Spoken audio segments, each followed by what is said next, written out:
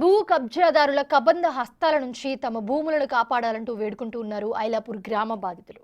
అయితే సంగారెడ్డి జిల్లా అమీన్పూర్ మండలం ఐలాపూర్ గ్రామం పరిధిలో సర్వే నంబర్ 1 నుంచి 220 వరకు 1260 ఎకరాల భూమి ఉంది. ఇందులో సర్వే నంబర్ 119 నుండి 220 వరకు ఉన్న 408 ఎకరాల భూమిలో రాజగోపాల్ నగర్ లేఅవుట్లో 3000 మంది భూములు కొనుగోలు చేశారు. ఈ భూముల కోసం 1983 నుంచి పోరాటాలు చేస్తున్నారు వారంతా. ఇప్పుడు కూడా తమకు న్యాయం చేయాలంటూ ధర్నా చౌక్లో ఆందోళనకు దిగారు బాధితులు.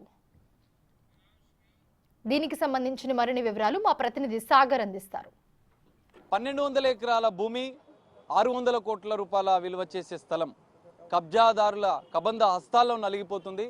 దాదాపు ఇందులో సంగారెడ్డి జిల్లా అమీన్పూర్ మండలం రాజగోపాల్ నగర్ అసోసియేషన్ వాళ్ళు దాదాపు 4 దశాబ్దాలుగా పోరాటం చేస్తున్నారు.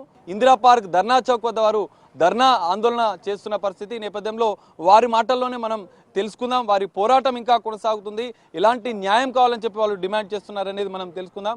రాజగోపాల్ నగర్ అసోసియేషన్ ప్రెసిడెంట్గా లక్ష్మీనారాయణ గారు ఉన్నారు, వారిని మాట్లాడి తెలుసుకుందాం.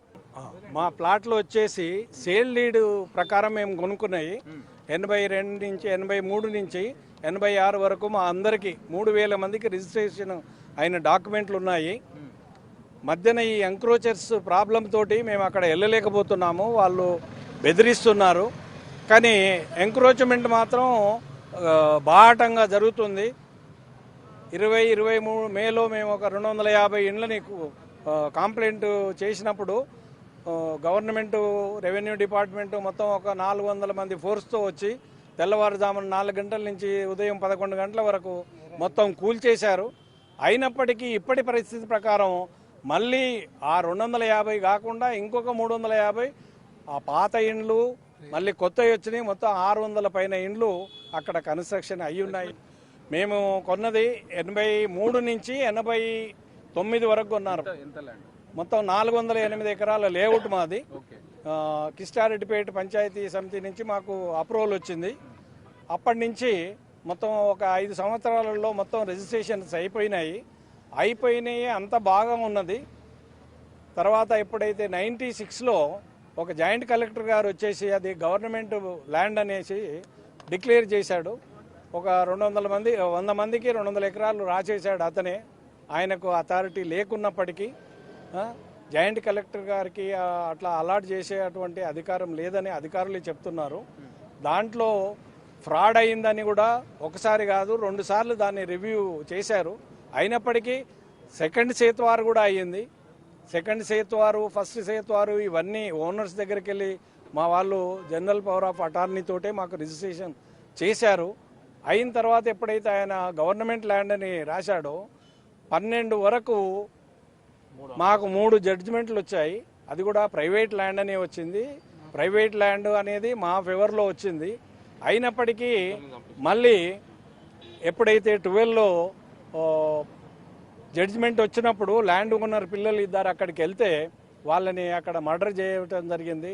తర్వాత సనత్ నగర్ బ్రిడ్జ్ మీద ఒక రమణయ్య చౌదరి అనే ఆయన మొదటి జీపీఏ హోల్డరు, వారిని కూడా చంపేశారు. వారికి ఈ కోర్టు కేసు అనేది మేము వెళ్ళినప్పుడే మీది కోర్టు కేసు ఉందని మాకు చెప్తారు. కానీ అక్కడ నోటరీలలో ఉన్న వాళ్ళకి రాత్రి అదే అధికారులు రాత్రి ఎలక్ట్రిసిటీ కనెక్షన్స్ ఇవ్వడము, రాత్రి ఇంటి కనెక్షన్స్ ఇవ్వడము, ఇంటి నెంబర్లు ఇవ్వడము, వాటర్ కనెక్షన్స్ ఇవ్వడము.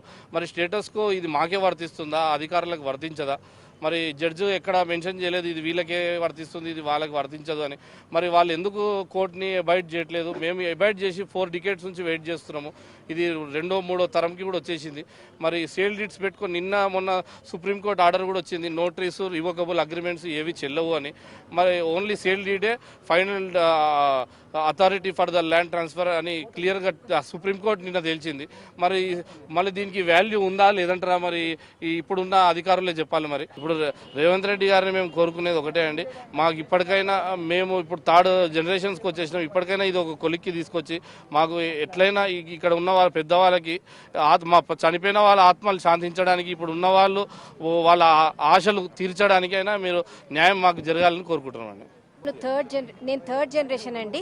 యాక్చువల్లీ ఈ స్థలం కొనుక్కున్నది మా నాన్నమ్మ గారి పేరు మీద కొన్నామండి. ఆవిడ వెళ్ళిపోయారు. మా నాన్నగారు ఫైట్ చేయగలిగిన నాళ్ళు చేశారు. ఇప్పుడు అది నా పేరు మీదకి విల్ డీడ్ రాసేసారు. సో నేను ఫైట్ చేస్తున్నాను. ఒకటి ఇందులో ఇంకొక క్లారిఫికేషన్ ఉంది. మన స్టేటస్ కో ఆర్డర్ అనేది ఒకటి ఉంది. అయితే ఒరిజినల్గా రోహిణి గారి జడ్జిమెంట్ ఇచ్చినప్పుడు 2012లో ఇచ్చినప్పుడు అది మాకు ఫేవర్గానే వచ్చింది. So as per the judgment మేము ల్యాండ్ ఓనర్స్ అవుతాం. అయిన తర్వాత 2013లో రిట్ అప్పీల్ వేసుకున్నారు గవర్నమెంట్ వాళ్ళు. ఏమని ఫ్రాడ్ జరిగింది, మేము ఇది ప్రూవ్ చేసుకుంటామని రిట్ అప్పీల్ వేసుకున్నారు.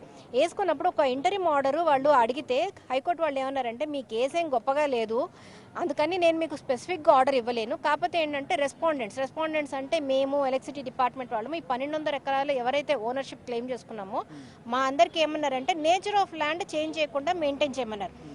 ఆ లెక్క ప్రకారం మేమే ఓనర్స్మి. హైకోర్టు కూడా ఏమి యాక్సెప్ట్ చేసిందంటే మేము ఓనర్స్మి, మేము రెడీగా ఉన్నాము నేచర్ ఆఫ్ ల్యాండ్ మార్చకూడదని. కానీ ఇప్పుడు ఏమవుతుందంటే ఎన్క్రోచర్స్ వచ్చి మా పర్మిషన్ లేకుండా వాళ్ళు ఎవరో వచ్చి నేచర్ ఆఫ్ ల్యాండ్ మార్చేస్తున్నారు. ఇప్పుడు ఏమవుతుందంటే ఇప్పుడు మాకు ఏదైనా యాక్షన్ తీసుకోవాలన్నా వెళ్ళి పోలీస్ కంప్లైంట్ ఇస్తే ఇది సివిల్ కేసు మేము పట్టించుకోమన్నారు. ఎస్ఆర్ఓకి రిప్రజెంటేషన్ ఇచ్చాము, ఎంఆర్ఓకి ఇచ్చాము, కలెక్టర్కి ఇచ్చాము, అందరికీ ఇచ్చాము. కానీ నోటరీ డాక్యుమెంట్ మీద వీళ్ళు ఇవన్నీ చేస్తున్నారు. యాక్చువల్ ఓనర్స్ మేము వెళ్ళి రిప్రజెంటేషన్ ఇచ్చినప్పుడు దానికి ఒక వెయిటేజ్ ఉండాలి, ఒక వాల్యూ ఉండాలి, వాళ్ళు అవన్నీ చేయాలి.